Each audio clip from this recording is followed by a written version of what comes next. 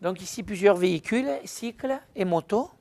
Donc une 4 chevaux qui a 43 000 km d'origine, une 5 chevaux coupé docteur, sortie de Grange, une Renault NN Torpedo, une NN Berline, une Willys Knight, 6 cylindres à ligne, moteur sans soupape. Elle vient de Toronto au Canada. Alors écoutez bien messieurs, dames, c'est passionnant. Ici on est dans le Quercy, aux portes du Périgord noir. Il faut savoir qu'une exploitation moyenne chez nous c'était entre 8 et 12 hectares. C'était l'exploitation ici de mes grands-parents. Il faut savoir qu'un tracteur neuf à l'époque avec tout l'équipement coûtait plus de 800 000 d'anciens francs. Et à Saint-Champ, qu'un ouvrier à la campagne, un jeune homme gagnait que 5 francs par jour, moins d'1 euro par jour. On s'assure qu'il soit au point mort, on ouvre l'essence, on tire le starter, on purge le carburateur, on fait un tour moteur avec le starter pour l'aspiration du carburant.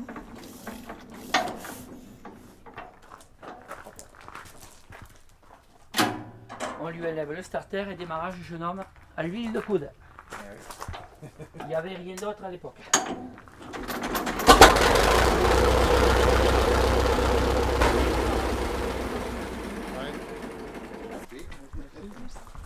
Benoît, des hangars comme ça, t'en as combien dans le musée? Il y en a 10. Et le plus grand, il fait 62 mètres de long.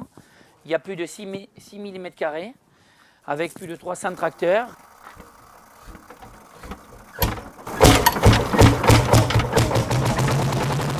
Je me suis aperçu qu'il errait beaucoup de matériel, de véhicules dans les granges, dans les campagnes, dans les haies. Et j'ai dit, Benoît, on ne peut pas laisser ça comme ça. Il faut essayer de garder toute cette mémoire. Donc, ça a mis des années de collecte. Et en 2006, j'ai monté une association, Loi 1901. Nous sommes une petite équipe de passionnés et on essaye de faire revivre tout ça. Et on fait beaucoup d'animations sur le pays bourriant. Dans le musée, plus de 85% du matériel fonctionne. Alors ça, c'est notre nouveau bébé au musée qu'on a restauré avec Alain, une 1063. Qu'on a reconformisé comme à l'époque. Il n'y avait eu que 82 exemplaires de fabriqués. Donc ici, c'est l'atelier du musée où sortent les véhicules, les remises en route de tracteurs, voitures, motos, cyclos. Donc il faut savoir que la traction avant a été fabriquée de 1934 à 1957. 57, ouais. Juillet 57. Ouais, exact. Et ça, c'est caractéristique, ça, c'est le 11D. Ouais. Sinon, le 11 fer. Oui. Pourquoi il bouge le moteur? Ah, parce que C'est c'était... un moteur flottant.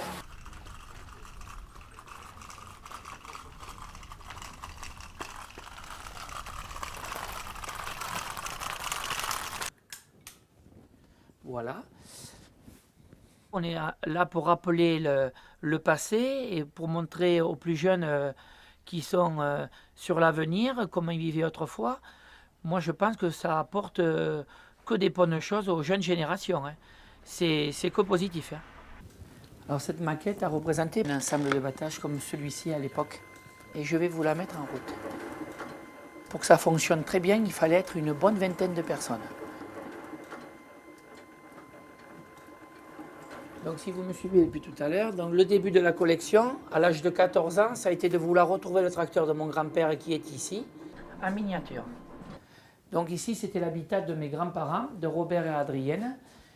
J'ai reconstitué leur maison après la guerre. Voilà, ils vivaient tous dans une même pièce. Voilà, je vais vous parler de l'eau, parce que l'eau, c'était très précieux chez nous. Alors ça, c'est l'ancêtre du robinet. Et chez nous, dans le Quercy, ça s'appelle une quad. C'était pour économiser l'eau. Donc, Fleur bleue, mesdames, messieurs, de Charles Trenet, qui marche sans pile et sans électricité. Donc.